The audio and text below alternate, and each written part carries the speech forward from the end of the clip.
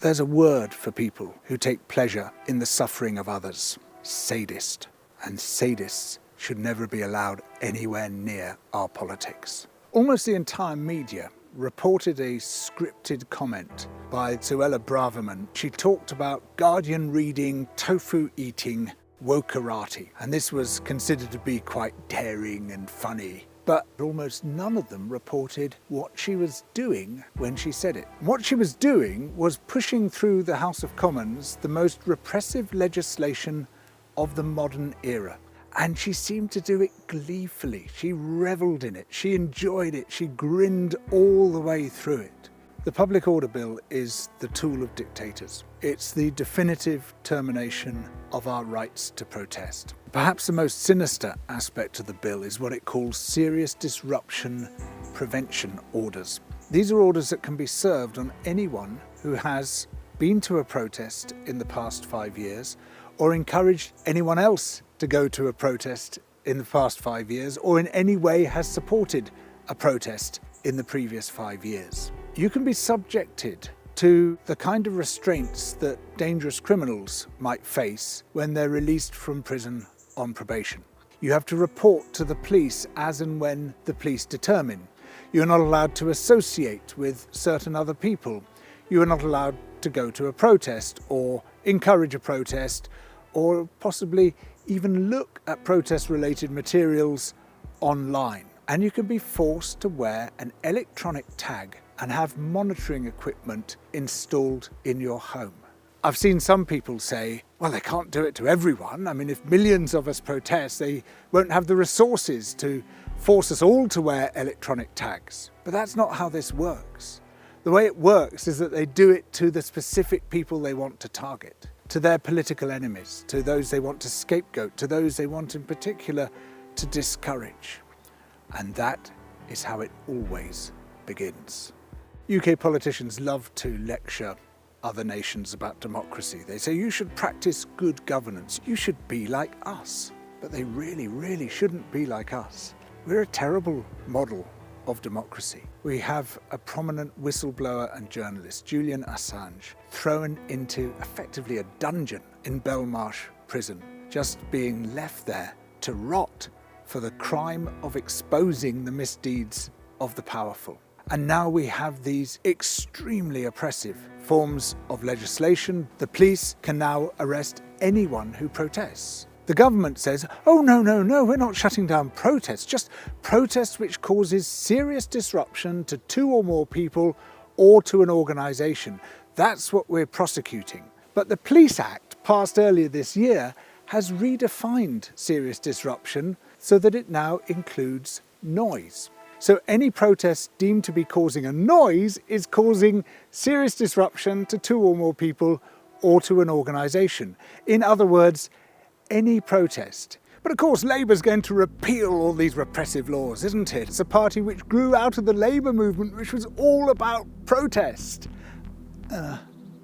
Keir Starmer has made just one public statement related to the Public Order Bill, and he has endorsed its headline policy of raising the penalties for people who block roads. That's a year in prison, twice the penalty for common assault. And while Labour voted against it in the House of Commons, there is no prospect I can see that under Keir Starmer, former Director of Public Prosecutions, these laws will be repealed. In fact, in the previous incarnation of right-wing Labour, under Blair and Brown, we saw a series of highly repressive new laws brought in. Prevention of Harassment Act, 2000 Terrorism Act, 2005 Serious Crime Act, which gravely eroded our rights to protest. The fact that these new acts brought in by a Conservative government finish off that process and terminate our right to protest, I don't think will cause Keir Starmer a single missed minute of sleep.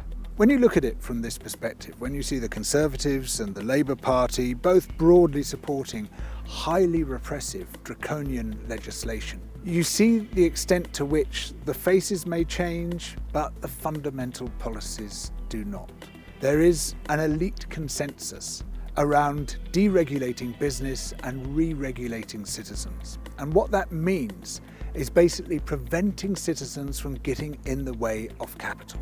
And it's particularly telling that these new highly repressive laws are aimed at environmental campaigners, the people who question the very model of economic growth, the people who point out that business as usual is destroying the living world. And as such, they must be caged and corralled and contained and prevented from interfering in the extraction of profit from the country by capital.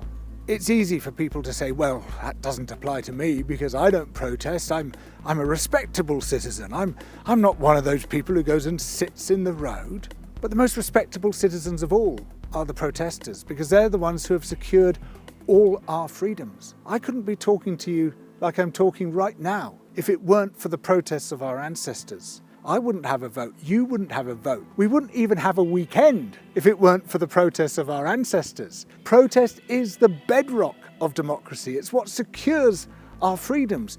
Good citizenship is hand in glove with protest. You cannot separate the two things. So when people say, well, they're not doing it to me yet. Oh, yes, they are. They're undermining your fundamental rights and freedoms, even if you never intend to protest yourself. Because it is protesters who secure those fundamental rights and freedoms. Protest is the bedrock of democracy.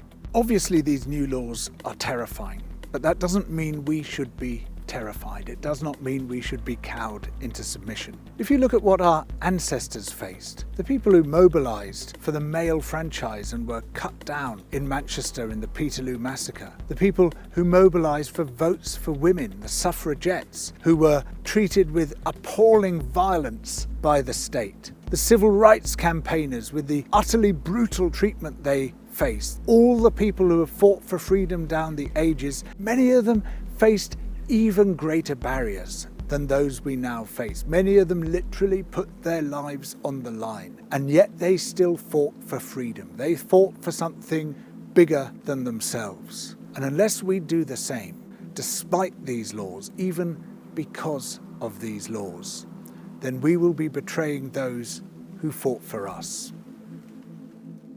Once the Public Order Bill becomes law, even a film like this could be deemed to offend it because I'm inciting protest. Maybe I'll end up with an electronic tag myself. But regardless of that, we'll keep making these videos, but please keep funding us by becoming a member and subscribing on Patreon.